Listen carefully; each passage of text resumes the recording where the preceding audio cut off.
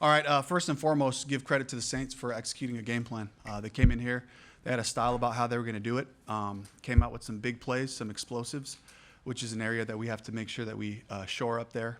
Some great one-on-one opportunities they took advantage of. We turned the ball over twice. They didn't. We were fortunate, got the ball back after the PAT and didn't turn that into points right there. That was certainly a big one in the game. Missed opportunities across the board. And, I look at it and I got to do a better job. I got to do a better job of making sure that we have answers and complements to our run game. They did a fantastic job taking care of that part of it. And we hit a couple of passes, but not enough. I got to make sure that we put our heads together and game plan so that we have answers for when teams make it difficult to run the ball. Dave, why does this passing game struggle to create consistent vertical plays? Yeah, that's something we're working on. It's just taking advantage of those opportunities one-on-one down the field, and it comes down to just me to you factor and making those plays. At the same time, from a game plan standpoint, I got to make sure we're putting our guys in the right spots, taking advantage of matchups. What were the Saints receivers doing to keep this secondary off balance? Oh, they just made their plays. Some phenomenal one-on-one opportunities. Obviously the long touchdown. JC would be the first one to tell you. He can stay up and make that play right there. And Olave made another one-handed grab right in front of our sideline. They came up with a couple of big plays there. Extended on a couple of off rhythm throws. Tyler Shuck did a great job of extending the play, finding guys down the field. In the extension of it, we have to do a better job containing him there and then making sure we stay attached. We did not get that done. JC seemed to be asking for OPI on that play from what you saw. I mean, I don't know. I'll have to look at it. I'll have to look at the replay on that one. But, I think he'd be the first one here to tell you and take responsibility for the one-on-one opportunities. Regardless of what's happening on the other side, we got to make sure that we stay on top and make those plays.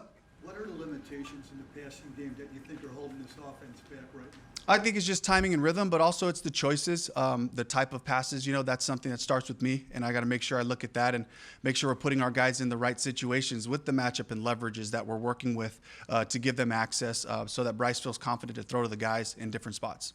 What did you see on the interception in the fourth quarter? Just a good play by the Buzz defender. He ran underneath number one outside, made a great play on the ball. Bryce would love, I'm sure he'd tell you he'd love to have that one back. But it was a really nice play by Alontae Taylor. Give him credit for that. What do you think of Bryce in the locker room after what feels like maybe a letdown here? Yeah, just, frustration, because we didn't play our version of football. That was not us. We can't have that. We can't give up big plays and we can't turn the ball over. Offense has to be more opportunistic and take advantage of some of the situations where the defense made some adversity stops for us and got us the ball back over and over in the second half, and we didn't come away with anything off of it. Were you surprised with the way they handled the offensive and defensive? What was that? Are you surprised the way they handled the offensive and defensive front? Surprised by how they did? No, this is a team that, regardless of their record, they've been playing hard. They got a good group of veteran guys to make it difficult. They have excellent schemes and all that, and they put it together today, and we didn't take advantage of our plays. Dave, when you guys can't run the ball consistently, you have struggled mightily to kind of keep pace. How do you find answers in the passing game when Rico proves to be human every now? Yeah, that's what we're working on, and we got to make sure we take advantage of that. The loaded line of scrimmage. We got a couple plays, out there, just trying to find those right styles for our guys based on what the coverage is that they're playing us. Dave, it seemed like defensively you guys they kept you guys in it, but in particular Nick Sporton was everywhere in the backfield today. Yeah. Where have you seen his growth from day one till now? He's taking great strides. Week in and week out, he gets better, and he's into it. He's working hard. He's improving. He's taking to the coaching and applying it to the game. So I'm really proud of him for that. But there are some technique things, some little stuff that we got to make sure that we're really disciplined on. Starting with the run game and certainly with our pass rush and lanes and letting Tyler get out a couple of times to make these plays. We got to do a better job there. What did you see from the missed field goal? A block. I just saw a good push. We knew that about this group. They're a big group, really physical on the inside. They have their best guys out there pushing the guards and doing things, and they executed it, really to perfection and get the ball down. And we hustled to get the ball back once it advanced past the line of scrimmage. They were reviewing that for a while, but it was just a really well executed block. Was the kick low or? I don't know. I'll have to look at it again, to see if it was lower than normal. I just know that they got good push and got their hands up. This team has been pretty opportunistic this season. To have the two turnovers come when they did after the sort of extra chance with the blocked field goal and then the fourth down stop, how deflating was that? It was frustrating, you know, but we have to go to the next drive and hope that we can get another opportunity to try to turn this game around. So in the moment, you just got to go to the next drive. You got to refocus, you know. As we sit here and look back at it, we're sick about the opportunities that we missed.